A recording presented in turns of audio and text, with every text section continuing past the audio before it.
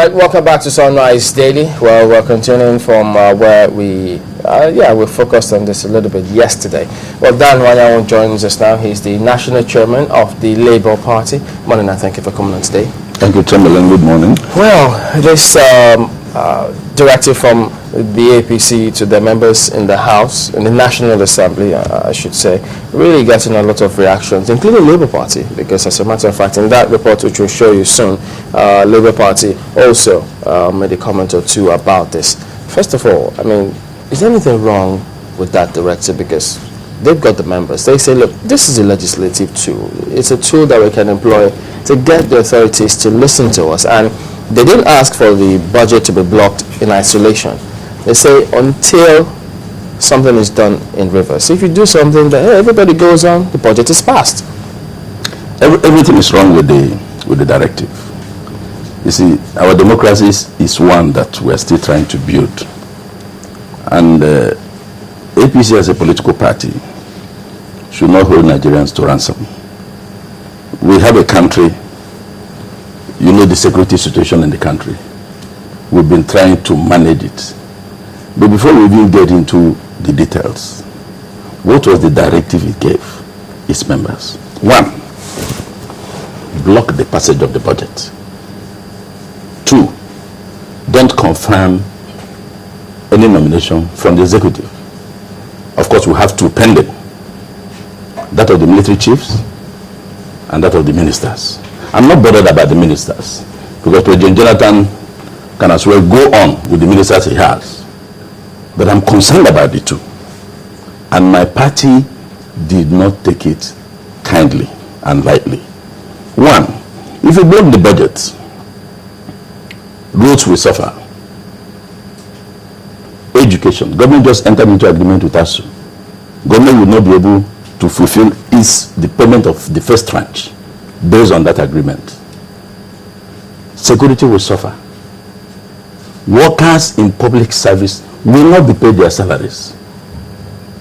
I am not unaware that you can spend certain percentage of the previous year's budget up to a certain point. But here is a directive that has no timeline. Yeah, they say until attention is drawn and something done about the scenario in Rivers. No, when I'm coming to the issue of the rivers, I will talk about that. There should be no relationship between Rivers and National Assembly and the budget.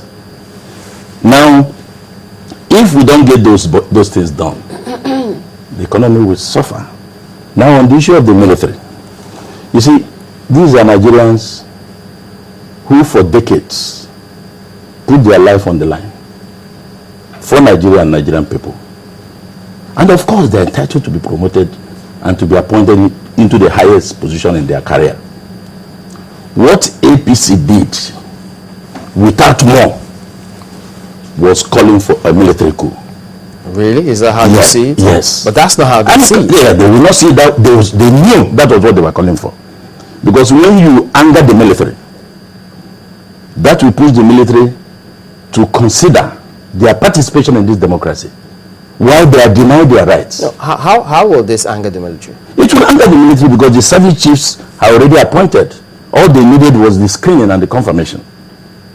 APC is aware that Nigerians don't trust them because of the contradictions therein. I think that's hasty generalization. No. The whole issue. Most Nigerians don't trust APC. Okay. Most Nigerians don't trust APC. Do they trust politicians generally? Well, there are still some politicians with character. But if they're within those party framework, doesn't it become? No. I'm not saying that everybody in the APC. No, not APC. Across board is bad. Across all parties. Get me? There are good people you can still find there. But we are talking about the philosophy of a political party. We have been talking about fundamentalism. We have been talking about excesses. We've been talking about taking extreme positions on issues. If you anger the military, what you are telling the military to do is to consider whether they will still be part and parcel of this democracy. And that was how we saw it. And that was why we reacted. In fact, I was in the office with my national secretary, Alhaji A.A. Salam. When we read the news, say, what? We were unanimous. We met calls. We had to fix a press conference the next day. Because we won't allow them to hold us to ransom. This country belongs to all of us. You see, let us play politics. We are in opposition. But you don't play, you don't take this opposition too far. But are you not looking at it in isolation? Because there's a cause and there's an effect. They didn't just wake up one day and say, look, block the project. Let me take you to the issue of the rivers. You see, without conceding that what is happening in rivers should be allowed to happen. I don't have the details. I keep asking for details every day. I get confused reports. Now let me tell you. APC should be consistent. APC and the leaders should be consistent. I told some journalists in Lagos, why, and even some civil society groups, why are you people now highlighting the issue in rivers when you have deliberately refused and or neglected to highlight the issue in Ekiti? Tell us about that. How do you mean? Now, Bamidele Okoyemi was elected into the House of Representatives under the ACN platform. When they formed their party, when they merged with APC, he didn't go with them. He became partyless. He decided to take a platform, which is the Labour Party. He has so declared last week. He was never a member of APC. Even while still in the House? Yes, because the party that elected him, he used his platform to be elected, merged with another party. So he became partyless. The day he went to Ekiti to declare in the party's premises, not that we are having campaign. That's Labour Party premises. Labour Party members came to welcome him.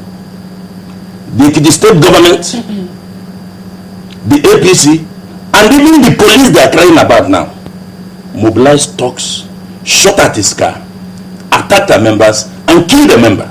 Wait. All those people you mentioned mobilized thugs? Of course, it was done by the Ekiti state government and APC. Somebody died. We cried. They suppressed it. So why should... You know, sorry, let's get it. No, you won't. It's still the same, on Yes. the same thought, because you talked about suppression as well. Yes. And all this happened, and they were able to suppress it according to your own... What I'm telling you, Suleiman, is verifiable. I'm a man of empiricism. I believe in empirical evidence. What I'm telling you can be verified. It's only Mirror, Trust, and few other papers that wrote it. But we had that report on our... I'm coming, Suleiman. I'm coming, Suleiman. If they did this to Labour Party, because we are a small fry that they can match on, why are they crying if they are drinking from the same cup in rivers?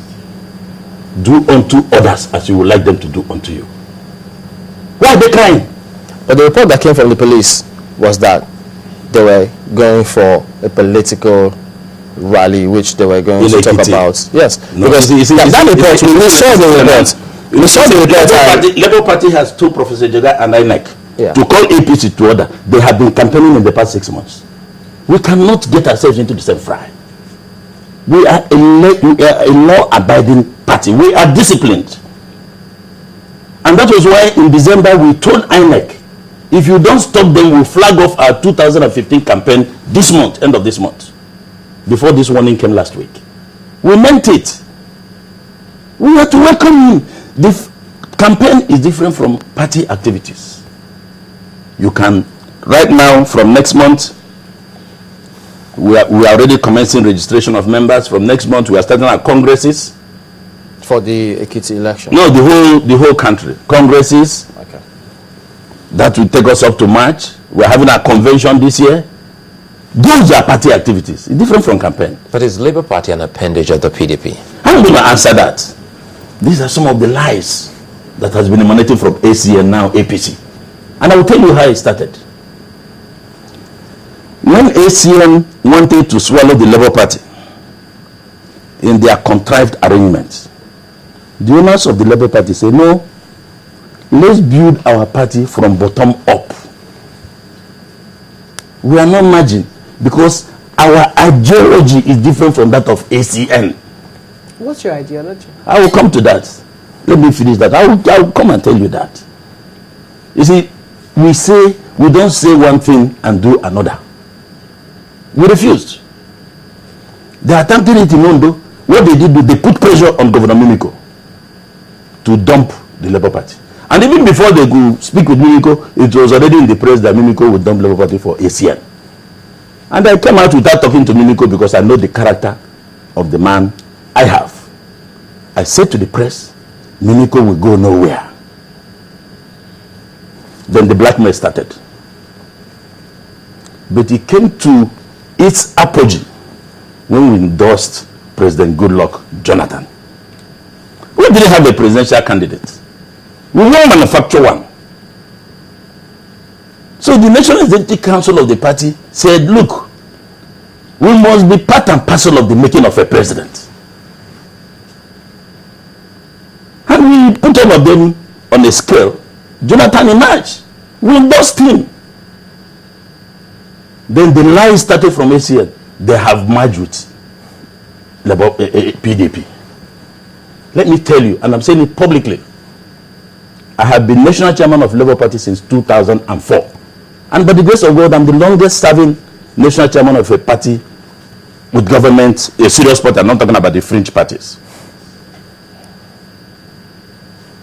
I want to say on my honor that I have never, ever held meetings with any PDP official, either at the headquarters or in the states, on how Labour Party and PDP will work together. Why then did I have never, ever. But you know, and I'm saying it on my honor.